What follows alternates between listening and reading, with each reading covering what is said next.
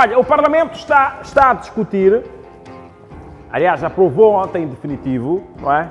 Aprovou ontem em definitivo a Conta Geral do Estado de 2024. E há alguns aspectos que continuam gerando muito debate, sobretudo os famigerados 33 milhões de dólares. Mas há um assunto que eu gostaria que os telespectadores ajudassem a refletir a respeito. Aliás, todos nós precisamos refletir sobre isto, não é? Todos nós precisamos refletir sobre isto. Se nós olharmos para o desempenho econômico no ano de 2024, crescimento econômico, vamos notar que o crescimento econômico, passa a repetição, contraiu em 0,9% ou 0,90% neste segundo semestre, não é, de 2025, mas atenção que já tinha havido uma contração de 4,87% no quarto trimestre de 2024. Aquele trimestre, digamos, aquele trimestre que tivemos aqueles cenários, não é? De outubro até dezembro, tivemos o cenário das manifestações que culminaram com alguma contração da economia nesta percentagem que fiz menção, não é? Mas mesmo assim, há uma previsão, não é, de crescimento econômico de 5,5% nos próximos 5 anos, não é? Tendo em conta aquilo que são os desafios econômicos do país, até a questão da mudança de governo também às vezes influencia economicamente, tanto que agora na aprovação da Conta Geral do Estado foi discutido o assunto da dívida, não é? Foi discutido o assunto da dívida que passa já que passou de 1 trilhão, não é? No último mandato, não é?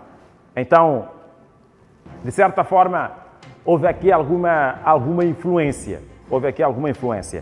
Mas, o que é que de facto vamos refletir hoje no nosso Facebook, não é? Por que é que nós ouvimos sempre a questão do crescimento econômico? Poucas vezes temos tido contração, não é? Geralmente, nos últimos 5 anos, tivemos sempre a indicação de termos tido algum crescimento em 2,2, 2,3, no máximo, não é? 4,5 nos últimos anos. Agora, a grande pergunta que se coloca é por que este crescimento econômico, não é? Por que este crescimento econômico não se reflete na vida da população? Não se reflete na vida da população. Nos próximos 5 anos há uma previsão de crescimento de 5,5. Tendo em conta as possíveis adversidades, não é? 5,5. Agora, meus caros, o que se levanta como hipótese de não reflexão do crescimento econômico na vida da população é o fator demográfico. Ou seja, a população cresce muito no nosso país. E crescendo muito, o crescimento econômico não tem tido reflexão. Se temos, por exemplo, no nosso país, uma taxa de natalidade de aproximadamente 36 a 37 por cada 1000 habitantes, não é? Por cada 1000 habitantes.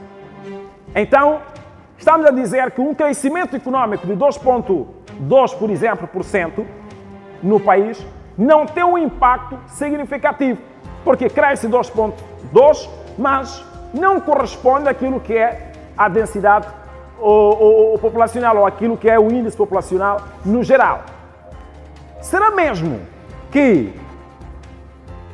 a taxa de natalidade está a constituir a cada dia que passa um entrave no desenvolvimento, não no crescimento, no desenvolvimento do país. Por quê? Uma coisa é crescimento econômico, que depois tem que acompanhar o desenvolvimento. O crescimento econômico significa, essencialmente, aumento do produto interno bruto.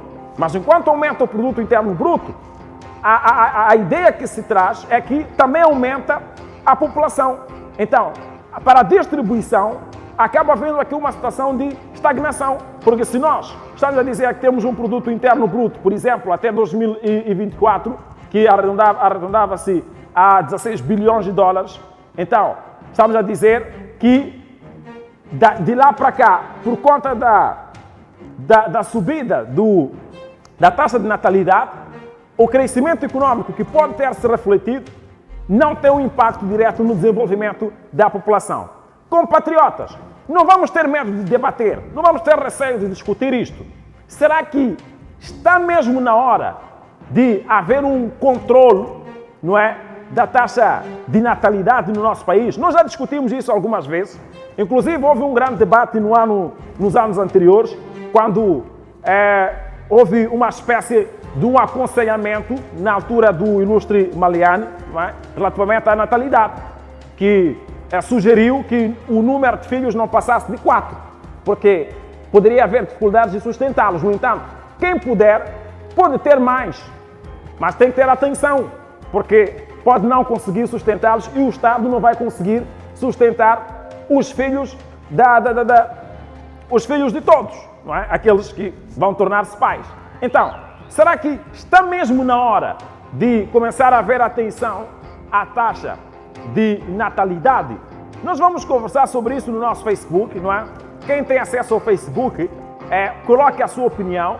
Atenção, isto é uma questão de desenvolvimento e não necessariamente de crescimento econômico, porque o crescimento econômico pode não ter impacto no desenvolvimento econômico, dependendo daquilo que, portanto, é o próprio índice de crescimento econômico.